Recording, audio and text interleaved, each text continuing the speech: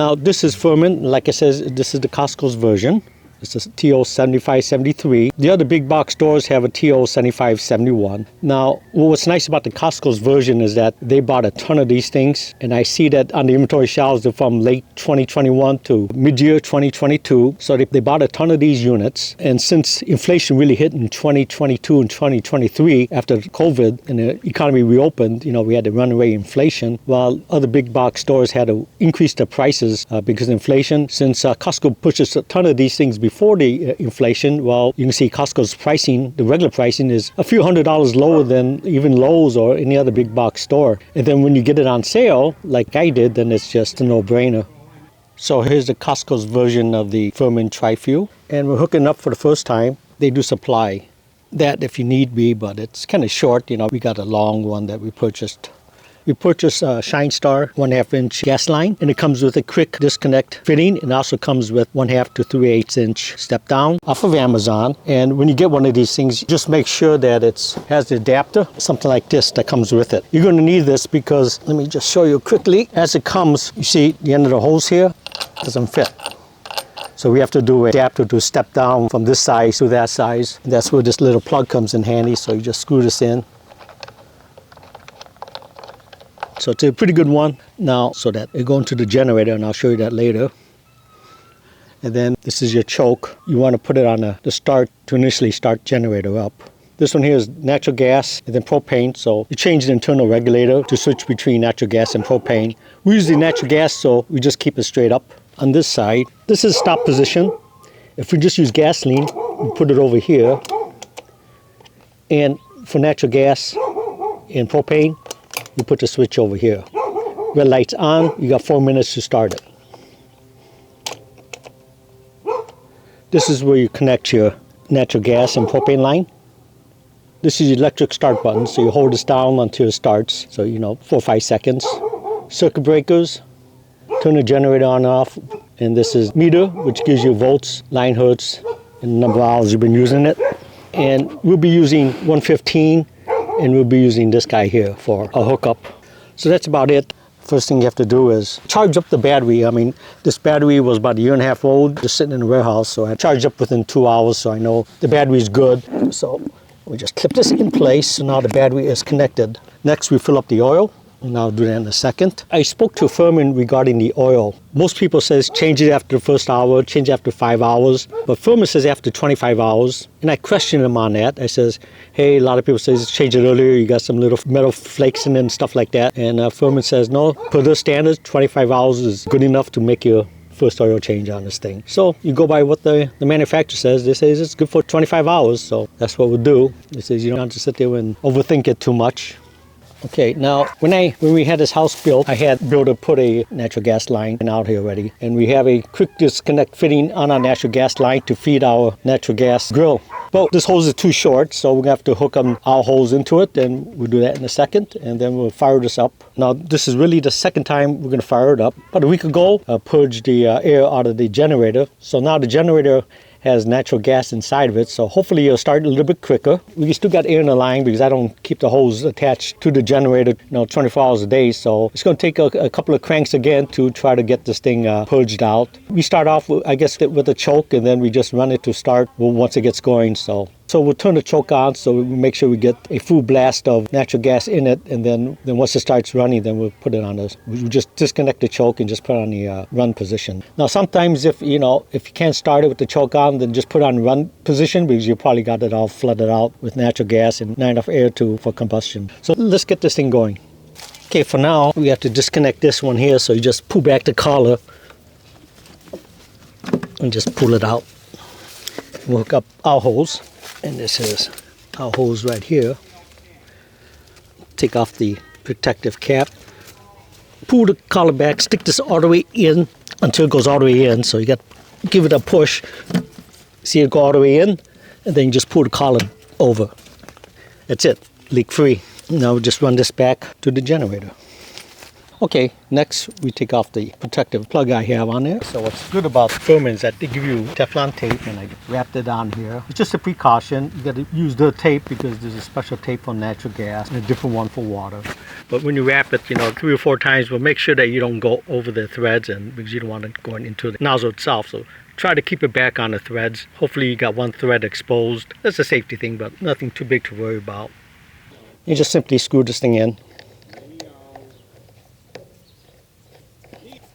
Nice and snug. Then we're all set to go. They give you a lot of Teflon tape, so you don't have to worry about not having enough of that. Okay, we got the natural gas line hooked up. We got the gas turned on. So let's give this a whirl and see how long it's going to take on the second start. I removed the hose now, so there's probably going to be some air in the system like I said before. Flip this over. So you see the light goes on, so we got 4 minutes to start this thing. Flip this over, then we just come over here. This is already set at natural gas, so we don't have to worry about flipping that switch over. So let's give it a go.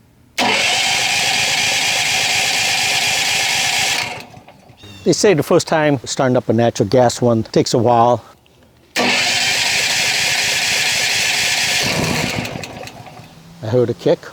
Just making sure the choke was in the start position. So, okay, we heard a chug there. So I took off the choke. There it is. Basically what happened was just like any other sort of carbureted type of fuel system.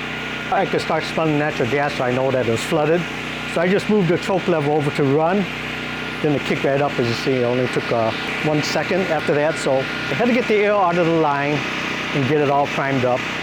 And that took a while. And once I could smell the natural gas going into the machine, I just put it on run and it fired right up. So now I'm just going to do electric test on it. Okay, shut it off.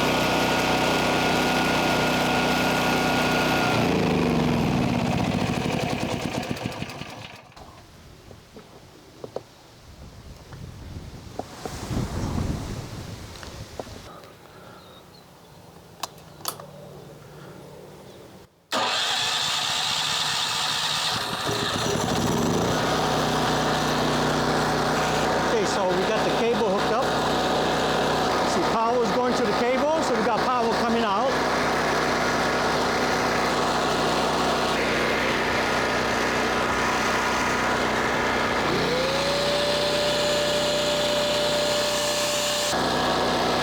I'm testing the 115 outlet.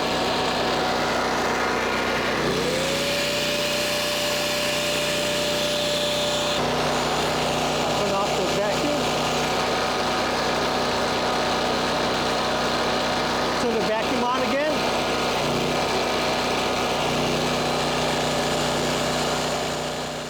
If you got things hooked up to it, be sure to shut off the appliances that's hooked up to it. You can shut off the main breaker and then shut off the machine. So you don't want to shut off the machine with the electrical appliances still plugged in. And we just start it naturally, let the generator start it, let it run for a minute or so, and then you can start plugging in your appliances. So that's it. You start up with the choke on, and that just floods the engine with the natural gas. Because we have a lot of air in this line, it's a 24-foot line, And then once I know that, you can start smelling the gas a bit, so it's almost like a flooded engine. And then I just, it was cranking on that, and it wasn't catching, so I know it was flooded. So I put it on the run position, the choke, and then it fired right up, as you see. Then I ran the electrical connection, make sure that we got power coming out of the outlets of both 120 240 volt line and then the 115 volt line. So we got power coming out, no issues. With this shop vac that I had just lying around, I plugged it in and we could see that it dropped down by about 5 volts while the thing was running. And then when I shut it off, it went back up to 241 volts. So as you can see, we got a CO2 alarm on this thing. So if you're running it close to the house or something, it's going to shut down if it smells too much CO2.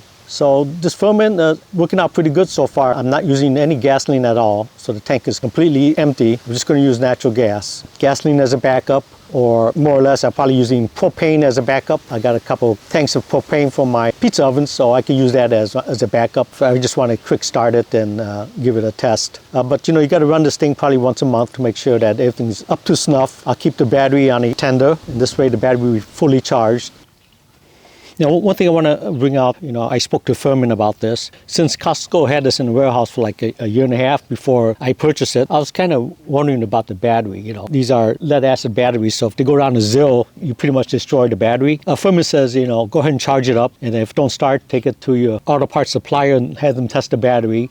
If the battery is bad, then they'll replace the battery for you on the warranty. So it's not an issue. In my case, the battery was at least a year and a half old. And what I did was that I hooked up a flow charger like this. So it's only 2 amps, so I want a kind of a low charge. And it's going to slowly bring this up to charge, and it helps recondition the battery. But I found out that it became fully charged within 2 hours. So during the whole time storage, this battery did not drain that much. So it's probably 80% at that point. So battery's good. I don't have to worry about it. So it's something that you got to be aware of. Battery's been sitting around for over a year. You got to check out your battery. But in my case, the battery was good. Now, this Firman generator is going to be stored in my shed, and the battery, you have to keep it on a trickle charger. You can take off this battery, it's very easy to do, and pull it in your house, or put it in your garage and put a trickle charger on it. But in my case, I'll just leave the battery intact in a solar generator battery pack that's going to be in a shed that'll keep this trickle charged. And then all I have to do is charge up that battery once in a while, fill it up again so we could keep this on trickle charge. Trickle charger, flow charger, this will be minimal drainage on the battery on my solar battery generator, so I'm not too worried. In the future, I may get a solar panel and hook the solar panel into the solar battery generator, and this way it'll be free charging the battery here. Now, next thing I'm going to do is I'm going to get an electrician to come out and put interlock kit on my electrical panel, and then we'll put a 30 amp inlet box probably at the corner of the house right there. My electrical panel is basically right behind that, and then my natural gas line is over there. So we're within 20 or so feet away from the house, so we have no problem with the safety concerns. But in the meantime, before the electrician comes out, if I need to use the generator, I just run it through the window like I usually do and seal up the window, and then just manually plug in appliances as I need it. With this thing in the interlock kit, I don't have to worry about running extension lines all over the house. I just have to shut off the main breaker and then let the interlock kit do its magic and power the circuits that I chose to leave on during a blackout. But this is pretty much our Firman tri-fuel generator. Pretty easy. Like it says, now that it's all primed up, I gave it a shot until it chugged, and then I shut off the choke, and then I start again and kick right over. So if you leave the choke on and you're trying to start it, it's like flooded up and it's not going to start. So that's one thing to remember. Crank it until it chugs, and then it'll stop running, and then take off the choke and put it in run position, start it again, and you're good to go. So I hope you found this video informative. Please click the like button. When you have a chance, please subscribe, and thank you for watching.